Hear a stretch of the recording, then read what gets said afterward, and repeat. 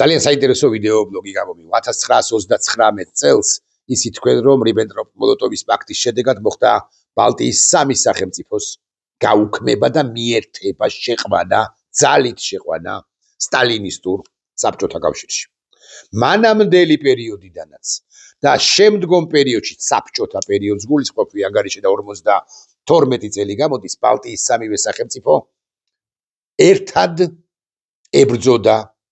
ბოროტების იმპერია საბჭოთა კავშირს 91 წელს სამივე სახელმწიფო ერთად განთავისუფლდა და ვიდრე 2004 წლამდე ისინი ერთად მიდიოდნენ ერთ საკითხშიც კი არ ჰქონიათ უთანხმოება დისონანსი ამ სახელმწიფოებს ანუ ლიეტვას, ლატვიას და ესტონეთს ანუ ვილნიუს დედაქალაქების მიხედვით რიგასა და ტალინს არც ერთ პრინციპულ და არაპრინციპულ საკითხზეც კი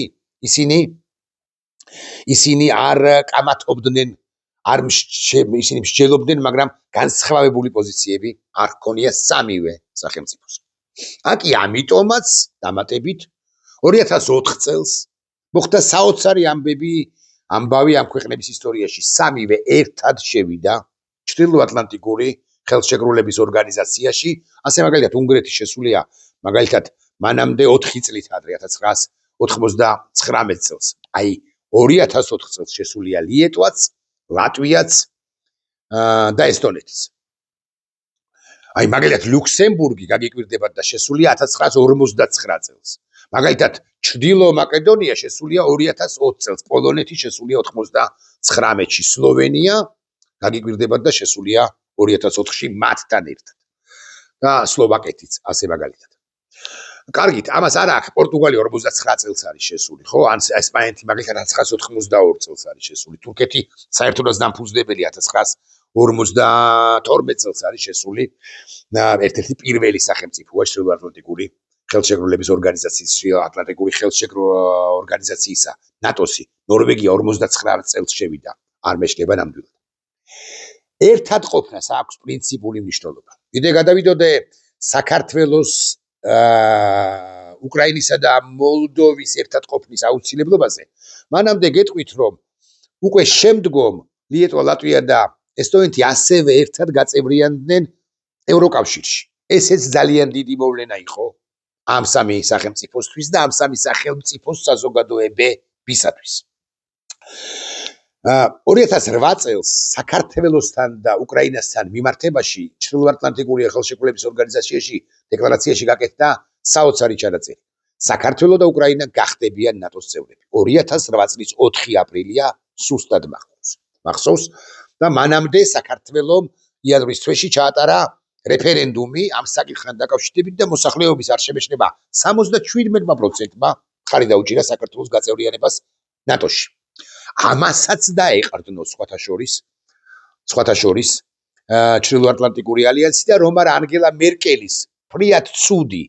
ცუდი არა საშინელი გადაწყვეტილება, საშინელი პოზიცია საქართველოს უკვე იმ ხანად ანუ აპრილშივე მიიღებდა 2008 წლის აპრილში მიიღებდა გაწევრიანების სამოქმედო გეგმას, ანუ MEPS. უკვე შემდგომ 2008 წლის დეკემბერში შეეძლო საქართველოს მიიღო ეგრეთ წოდებული MEP-ი, მაგრამ უკვე ომგამოვლილი იყო ქვეყანა და რუსეთის სწორედ ამიტომაც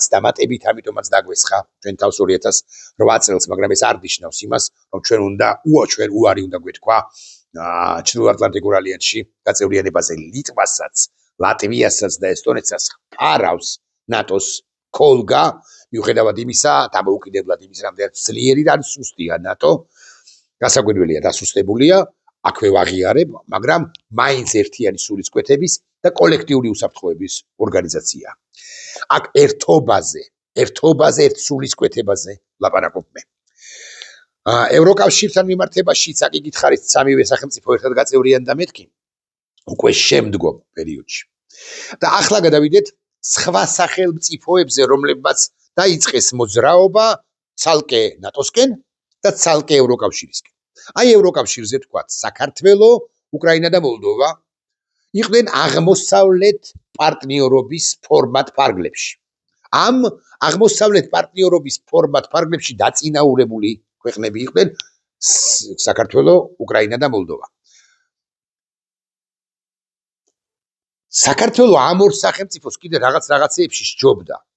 ბოლო პერიოდამდე მეთქი. ვიტყვი ასე.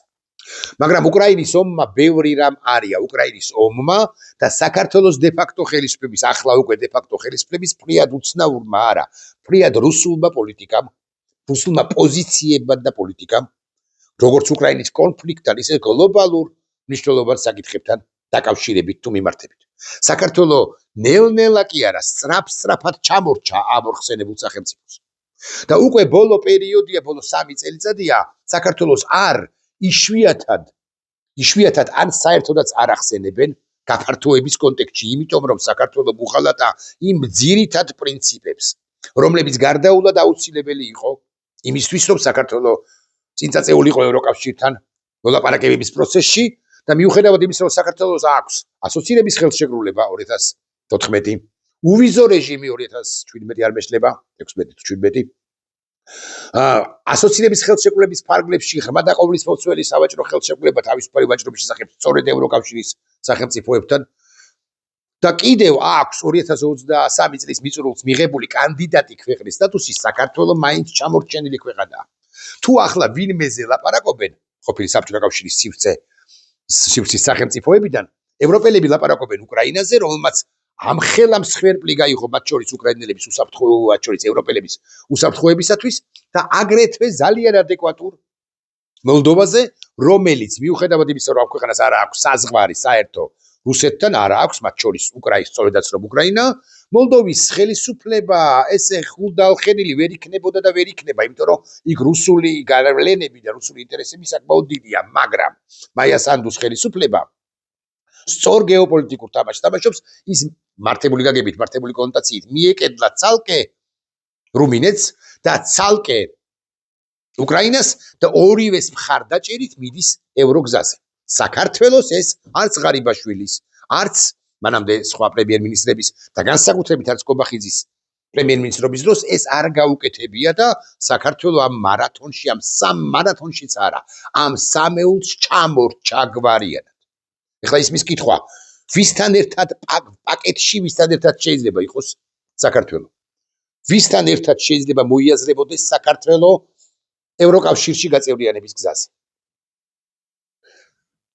ადამიანები, რომლებიც თავს იიმედებენ, მათ შორის მე,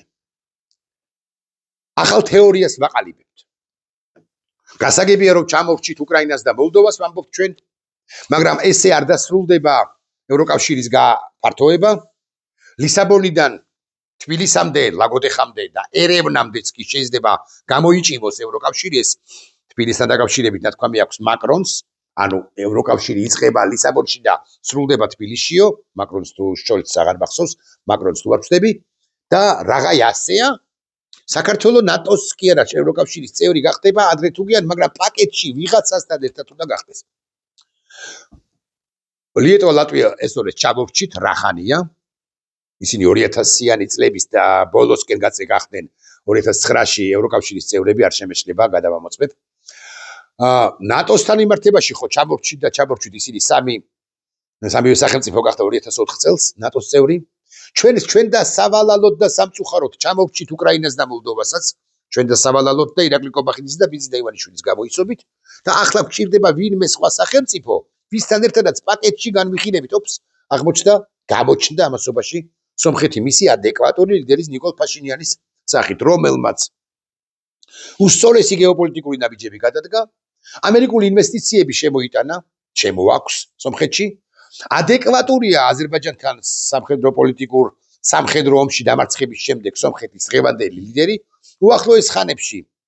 ივნისის თვეში მას არჩევნები ელის და მაღალი ალბათობით გაიმარჯვებს და საბოლოოდ ჩაკლავს რევანშისტ და ასევე რუსების გავლენას ჩვენს მეზობელ სახელმწიფოში და სომხეთის სულ უფრო ხშირად აფიქსირებს პოზიციას იმის თაობაზე, რომ მას ნატო არა, ნატოზე არ ულაპარაკია,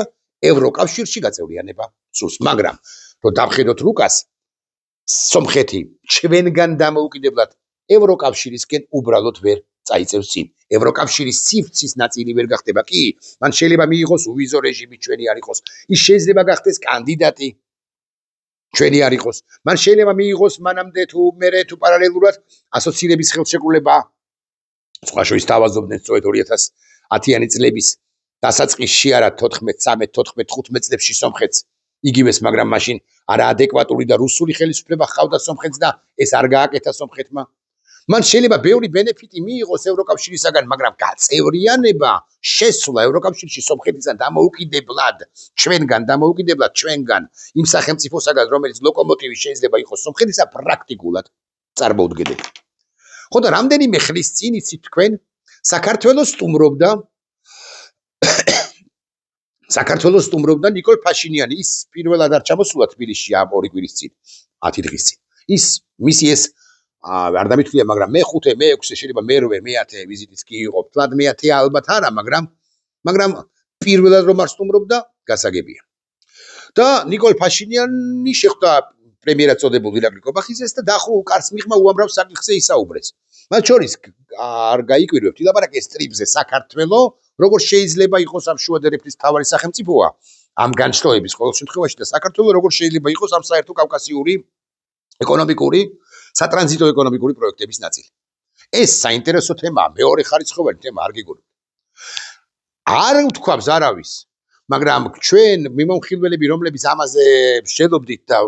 გარკვეული ინფორმაციების ჰქონდა, ბუნებრივია მსჯელობდით იმასთან დაკავშირებით და ვამბობდით იმას, რომ სომხეთის ლიდერმა ფაშინიანმა დასვა საკითხი საქართველოს ევროკავშირში გაწევრიანების გზის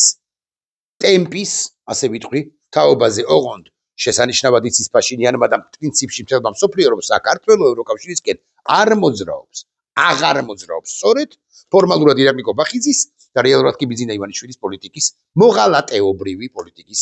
წყალობით თუ გამოიცობით. ნიკოლ ფაშინიანმა წინა კვირაში კობახიძესთან ერთად ბრიფინგზე თქვა, რომ ზოგადი სიტყვა, ზოგადი განაცხადია, რომ სომხეთს და საქართველოს საერთო ევროპული მისწრაფებები აქვს. კობახიძეს ამასთან დაკავშირებით სიტყვას არ დაუძრავს. კობახიძე, რომელიც ევროკავშირის მტერია, ევროკავშირის მტერი სახელმწიფოს ლიდერი, სახელმწიფოს ხელისუფლების წარმომადგენელია, ფორმალურად მაინც, ამასთან დაკავშირებით კობახიძე დადუმებული იყო. ირაკლი კობახიძეს კვლავ ვიმეორებ ეს ამბავი არ უხსენებია. სომხეთის ევროინტეგრაციას უდიდესი პრობლემა ექმნება საქართველოს ევროკავშირის ურთიერთობების გაყინვა. სომხეთის ევროინტეგრაციის პრობლემა არის საქართველოს ევროკავშირის ურთიერთობების გაყინვა. ამას მე არ ვამბობ. ამას უკვე დღეს ამბობს ნიკოლ ფაშინიანი ვკითხულობ. სომხეთის პრემიერ-მინისტრმა ნიკოლ ფაშინიანმა დღეს ევროპარლამენტში სიტყვის გამოსვლისას განაცხადა, რომ სომხეთის უდიდესი დაბრკოლება ევროინტეგრაციის გზაზე არის ევროკავშირი საქართველოს ურთიერთობების გაყინვა. ფაშინიანი საუბრობდა სომხეთის სურვილზე გახდეს ევროკავშირის წევრი სახელმწიფო და შესაბამისი სტანდარტები და კანონმდებლობა დაანერგოს. მან თქვა, რომ უპირველესი მიზანი ევროკავშირის წევრობის კრიტერიუმების ობიექტურად დაკმაყოფილება, როდესაც ეს მოხდება, არსებობს ორი გზა. ან ევროკავშირი მიგვიღებს სრულფასოვან წევრად, ან არა. ამას იმიტომ ვამბობ, რომ მესმის, რომ ევროკავშირის გაფართოება, ახალი წევრის მიღება მარტივი საქმე არ არის, ეს ასევე პოლიტიკური გადაწყვეტილების საკითხია. ესეც სწორედ ნიკოლ ფაშინიანმა თქვა და დასძინა, თუ ევროკავშირი სომხეთს სრულფასოვან წევრად მიიღებს, ეს შესანიშნავი იქნება. თუ არა, ჩვენ მაინც ვიმსახურებთ, რადგან ჩვენ ვიქნებით ქვეყანა, რომელიც სრულად დააკმაყოფილებს ევროკავშირის სტანდარტებს. უდიდესი პრობლემა, თუმცა გულწრფელად უნდა ვთქვა, რომ სომხეთის ევროკავშირში ინტეგრაციის გზაზე ამჟამად ყველაზე დიდი პრობლემა ევროკავშირსა და საქართველოს, როგორც ლოკომოტივს, ეს უკვე ჩემი სიტყვებია, შორის პოლიტიკური დიალოგის გაყიდული მდგომარეობაა. საქართველოს ჩვენთვის ევროკავშირისკენ მიმავალი გზა, ჩვენ სომხეთის ევროკავშირში გაწევრიანების პროცესის დაწყების შესახებ კანონი მას შემდეგ მივიღეთ, რაც საქართველოს კანდიდატის სტატუსი მიენიჭა. ამან სომხეთის ევროკავშირში გაწევრიანების პერსპექტივა ხელშესახები გახადა. ოღონდ საქართველოს მიუხედავად იმისა, რომ კანდიდატი ქვეყანაა, შეიძლება იყოს ქვეყანა ჩამოყალიბდეს ქვეყანად, რომლის მოსახლეობაც კი არა თუ პოლიტიკური ელიტა უვიზო რეჟიმსაც კი დაკარგავს, რომ ვიცოდეთ მაინც ანუ თქვენთვის შეიზღუდება ევროკავშირის მგზავრობის შესაძლებლობა, თქვენ გეკნებათ ვიზების აღების უფლება რასაკვირველია, მაგრამ ყოველი 100-დან 90 თქვენგანს აღარ მისცემენ ვიზას და ეს ჩვენს კონტექსტში ხოლო სომხეთი ვერ გახდება ევროკავშირის წევრი და სომხეთზე კი არ ვდარდობ, ცხადია ვდარდობ, მაგრამ საქართველოზე ცხადია უფრო ვდარდობ. სომხეთი და საქართველო ეს პარტნიორები რამდენადაც საქართველოს ჩამორჩა უკრაინასა და მოლდოვას, ახალი პარტნიორიც ვერ აქვს, იმიტომ აღარ გვეყოლება, იმიტომ რომ საქართველოს პრინციპში უარი ღია უარი თქვა ევროკავშირში გაწევრიანებაზე და ეს ყველაფერი გააკეთა ირაკლი გობახიძემ 28 ნოემბერს 2024 წლისა, როდესაც სახელმწიფო გადატრიალება მოხდა ჩვენს ქვეყანაში, კონსტიტუციური გადატრიალება და როცა ითქვა, რომ საქართველო აჩერებს, მან შეაჩერა ევროგზა, ევროინტეგრაციის გზა. ამით საქართველოს de facto ხელისუფლებამ დაღუპა არა მხოლოდ ქართველი ხალხი, არამედ პარტნიორი სომხეთის და ეს თუ ასე მოხდება, ეს თუ ასე საბოლოოდ ჩამოყალიბდება, იოლად მოსანადირებელი იქნება საქართველოც რუსეთისათვის, შედარებით იოლად მოსანადირებელი და სომხეთიც კი, რომელიც თუ ვერ გაწევრიანდა სომხეთი ევროკავშირში, გაძლიერდება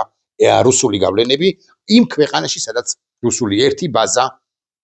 გიუმრის ბაზა არსებობს და რომელშიც ბუნებრივია რუსეთს თავისი ინტერესი აქვს, უბრალოდ ახლა ვერ ანხორციელებს რუსეთი ამ ინტერესებს, რამდენადაც უკრაინის კონფლიქტზეა გადართული და უკრაინაშია ჭაობში ჩარჩენილი. დამთავრდება კონფლიქტი უკრაინაში, როგორც დამთავრდება ისე და თუნდაც დასუსტებული რუსეთი მოიცლის კავკასიის რეგიონისათვის და ამ დროს ადეკვატური რო ყოფილიყო საქართველოს, ამ დროს ადეკვატური რო ყოფილიყო სუსტი და ძლიერი რო ყოფილიყო სომხეთი უფრო ძლიერი ვიდრე ახლა არის. ამ შემთხვევაში ჩვენ წინააღმდეგობას გაუწევდით ერთად, როგორც ბალტიელებმა გაუწიეს წინააღმდეგობა რუსეთს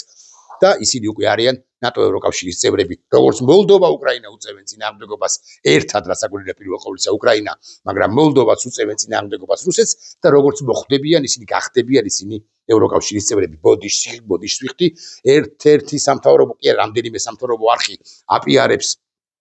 მარტა კოლხის სიტყვებს თუ არ ვცდებიან კაია კალასის რა მნიშვნელობა აქვს იმასთან დაკავშირებით, რომ 2027 წელს უკრაინა ვერ გახდება ევროკავშირის წევრი, 2027 წელს უკრაინა ვერ გახდება ევროკავშირის წევრი, თუ ასეთი სისტემა იქნება, ასეთი წესი იქნება ევროკავშირის გაფართოებისა, მაგრამ 2027 წელს, ან 28 წელს უკრაინა აუცილებლად მოლდოვასთან ერთად გახდება ევროკავშირის წევრი და მიიღებს უსაფრთხოების ამ კოლგასაც, მათ შორის მიუხედავად იმისა, რომ სამაჭრო ეკონომიკური ურთიერთობის ორგანიზაცია უფრო ევროკავშირი ვიდრე უსაფრთხოებისა, მიიღებს თუ წესი შეიცვლება და წესი შეიცვლება, როგორც კი და უნგრეთი რა შუაშია, ახლა მე თქვენგანი მეთქვის და მე გეტყვით, როგორც კი ტროას ცხენები, პირველ ყოვლისა რასაკვირველია ორბანი, დასრულდება ევროკავშირის წამყვან არა, აღმოსავლეთ ფლანგზე ერთ-ერთ სახელმწიფო კონკრეტულად უნგრეთში, მე უკვე ფიცოსთვის კისრის მოგრეხვა არ იქნება ევროკავშირისთვის რთული და ეს ყველაფერი თავის მხრივ დასრულდება ახლა აპრილში, ერთ თვეში, თვენახევარში არც კი არის არჩევნები უნგრეთში. ასე რომ სომხეთთან გაწევრიანება რაღაცა ვერ გამოვიდა გაწევრიანება ბალტიის სახელმწიფოსთან გაერთიანება სომხეთთან რაღაცა ვერ გამოვიდა გაერთიანება მასთან უკრაინასთან და მოლდოვასთან გარდაულად აუცილებელი იყო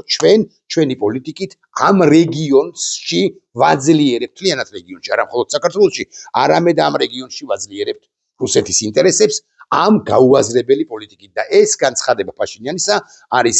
ერთგვარი მადასტურებელი იმისა, რომ უკმაყოფილოა სომხეთის ლიდერი